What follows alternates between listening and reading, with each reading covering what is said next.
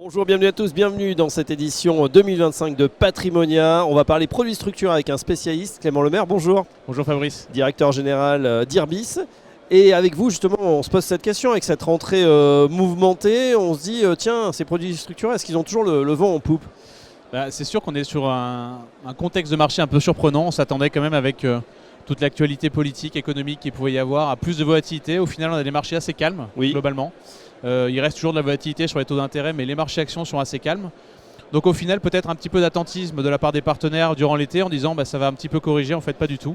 Donc en fait, on est dans une situation où les marchés sont hauts, donc on incite plutôt à plus de prudence sur les produits, à essayer de diversifier au maximum les stratégies produits et d'aller jouer peut-être quelques secteurs encore un peu en souffrance. Alors on va en parler, mais on nous parle beaucoup des produits à capital garanti. Ouais. C'est ce qu'on fait en ce moment.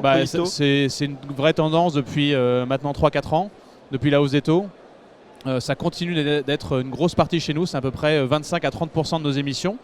C'est un produit qui est défensif par définition puisqu'on est sur des niveaux de risque assez bas et c'est un produit qui va permettre d'aller capter notamment de la volatilité sur les taux.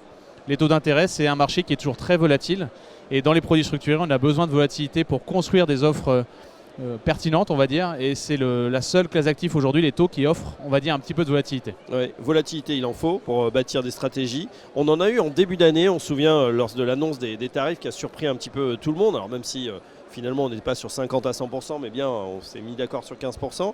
On se souvient qu'en avril, début avril, il y a eu un gros choc sur le marché. Est-ce qu'on a pu en profiter parce que c'était finalement très court, c'est remonté en flèche derrière? C'est sûr que les corrections de marché, c'est ce qui va être opportuniste dans notre classe d'actifs. C'est lorsque les marchés sont stressés qu'on peut créer des produits plus robustes, qu'on peut aller chercher des couples rendement risque plus satisfaisants pour les clients derrière.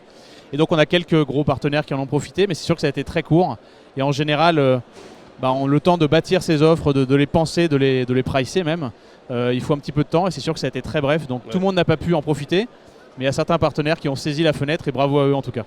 Ah oui, ça se promet effectivement de la performance dans les années futures. Clément, on s'intéresse à vos innovations, notamment la Irbis Map qui permet de mapper tous les produits structurés. Expliquez-nous. Alors Irbis Map, ça a été le premier outil digital dédié à la classe d'actifs. On l'a créé en 2015. C'est un outil 100% digital qui va permettre d'agréger les produits faits avec Irbis, mais également les produits faits avec les autres acteurs du marché.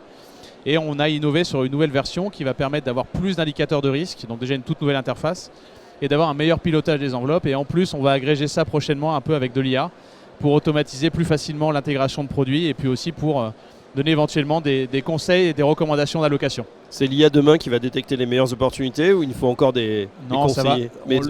Notre travail, ça a toujours été et ça restera toujours de faciliter la vie de nos partenaires. Et donc, si on peut donner des outils qui facilitent leur vie, c'est notre objectif en tout cas. Ouais. Les autres actus côté Irbis, recrutement en cours? Oui, on a renforcé l'équipe commerciale. On a une nouvelle personne qui nous a rejoint sur le sud pour la partie CGP. On développe également notre équipe institutionnelle et grand compte.